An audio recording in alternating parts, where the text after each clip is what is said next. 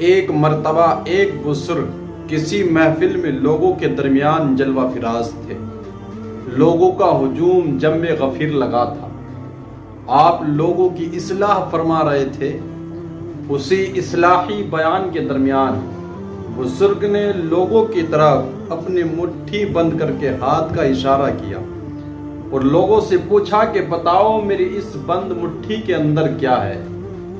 اب ظاہر سی بات ہے، اگر کوئی انسان مٹھی بند کر کے کسی سے کچھ پوچھنے لگے کہ مٹھی میں کیا ہے، تو انسان عقل کے گھوڑے دوڑائے گا، قیاس لگائے گا کہ کیا ہو سکتا ہے۔ مٹھی بند ہے تو کوئی قیمتی شے ہوگی جس کو چھپا کر کے پوچھا جا رہا ہے۔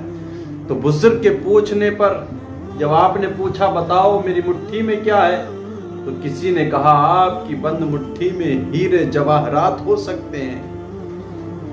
آپ نے اس کی بات کو سنا، دوسرے سے پوچھا تم بتاؤ مٹھی میں کیا ہے۔ اس نے کہا ہیرے جواہرات نہیں تو ہو سکتا ہے کہ سونا وغیرہ کوئی قیمتی شے آپ کی مٹھی میں ہو۔ آپ نے اس کی بات کو بھی وہیں پر رکھا۔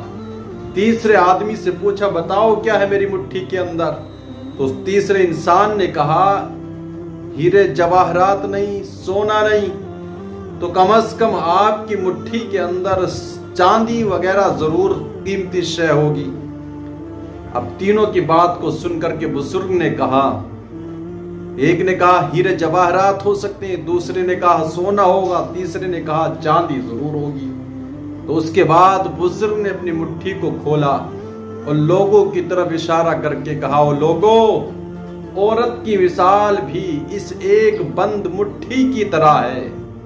اگر عورت بند ہے یعنی با پردہ ہے تو ہیرے جواہرات سونا چاندی کی طرح قیمتی چیز ہے اور اس کی عزت ہے اور اس کی بہت زیادہ قیمت ہے۔ اور اگر عورت مٹھی کی طرح کھل جائے یعنی بے پردہ ہو جائے تو اس کی کوئی قیمت اور کوئی عزت باقی نہیں رہ جاتی ہے۔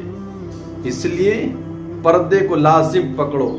جو پردے میں رہتی ہے انسان اس کی عزت بھی کرتا ہے، معاشرہ اس کو باعزت سمجھتا ہے، لیکن جب عورت بے پردہ ہوتی ہے، کھل جاتی ہے، تو کوئی وقار، کوئی قیمت اور کوئی عزت باقی نہیں رہ جاتی ہے۔